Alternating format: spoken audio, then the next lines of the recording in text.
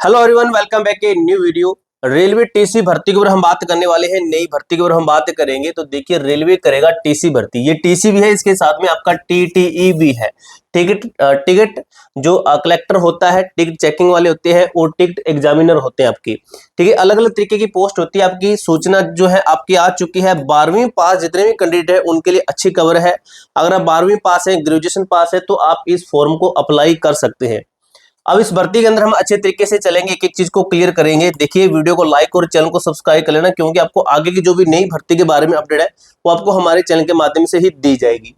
तो देखिए, आपका RRB railway recruitment board TC जो आपका ट्रेन क्लर्क होते हैं, टिकट चेकिंग वाले होते हैं, सभी इसके अंदर पोस्टें आ जाती है आपकी।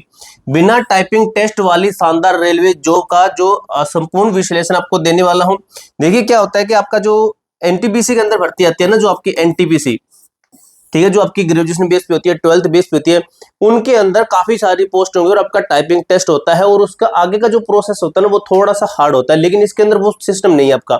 इसके अंदर आपका टाइपिंग टेस्ट बिल्कुल भी नहीं होगा, यानी कि सीधा आपका सिलेक्शन होगा। एग्जाम इसके अंदर दो होते हैं।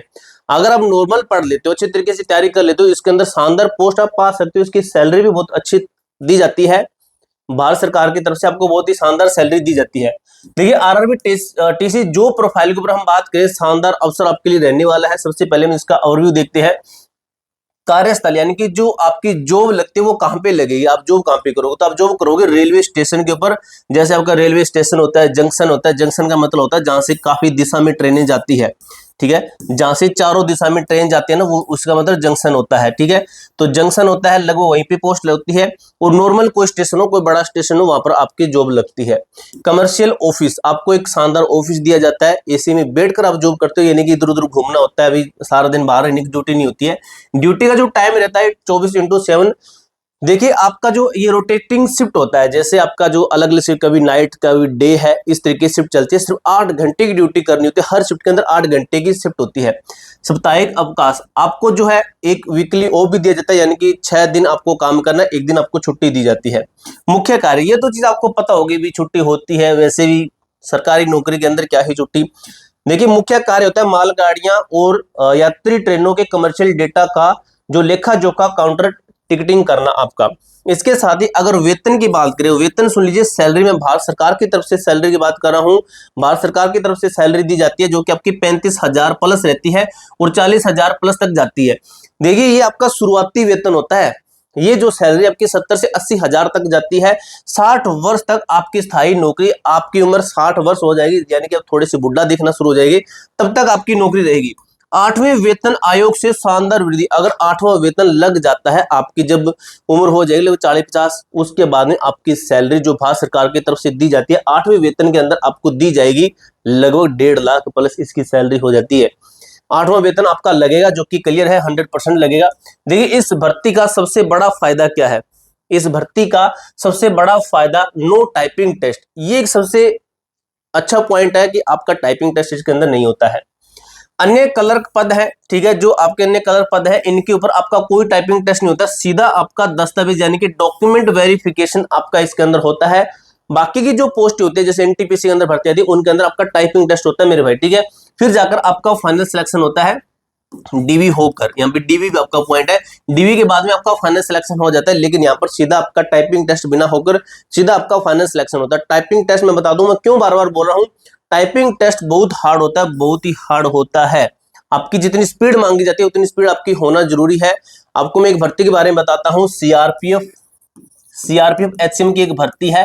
ठीक है, अब ये भर्ती ऐसी है जिसके अंदर 6 बार वेटिंग लिस्ट निकालनी पड़ी, लेकिन फिर भी जो टाइपिंग वाले बच्चे नहीं मिल पाए थे।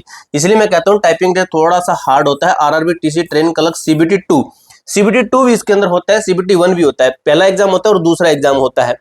देखिए, ध्यान दीजिए, टीसी पद के लिए कोई टाइपिंग टेस्ट नहीं होता है आपका।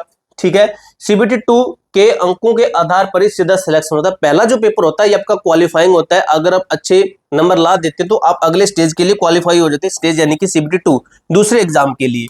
अब बात करते हैं हम, क्या आप पात्र हैं, क्या आप एलिजिबल हैं, आप फॉर्म भर सकते हैं, क्या सिस्टम होना चाहिए?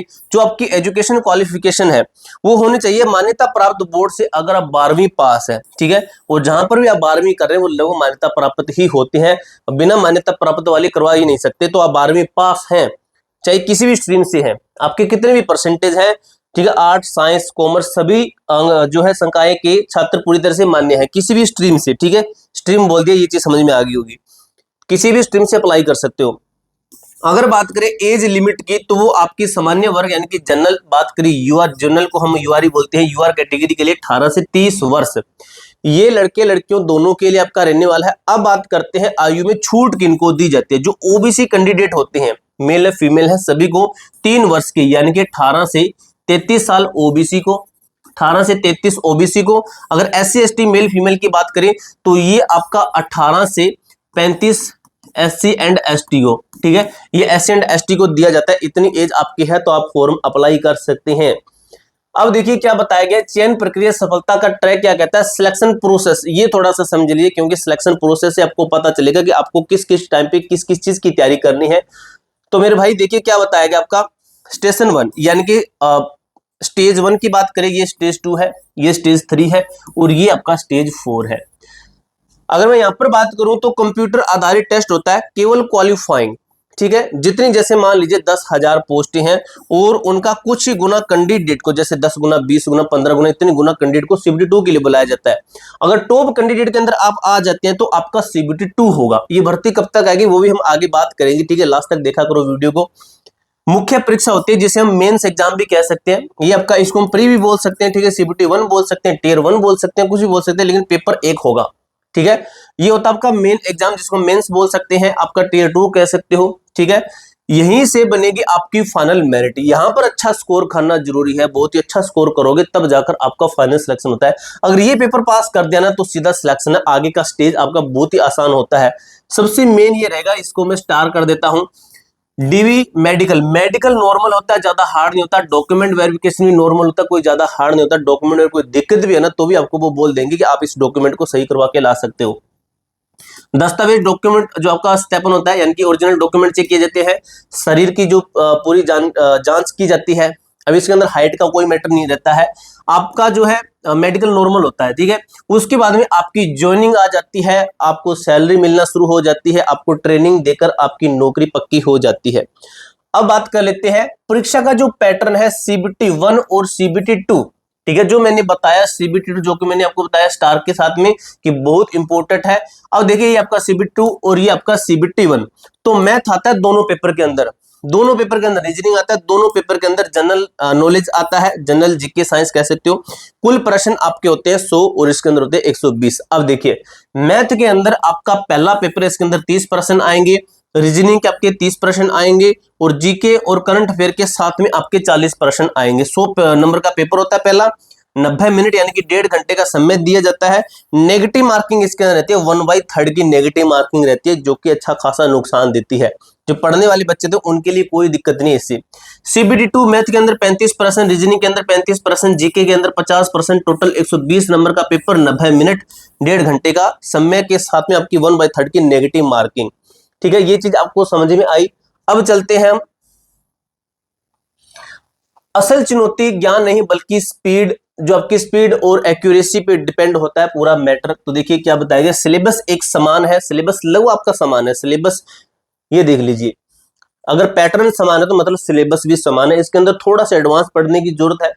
देखिए 90 मिनट भी एक समान है, लेकिन सीबीटी 2 में 20% अधिक हल करने होंगे सीबीटी 2 के अंदर और आएंगे वहीं से ही आपके।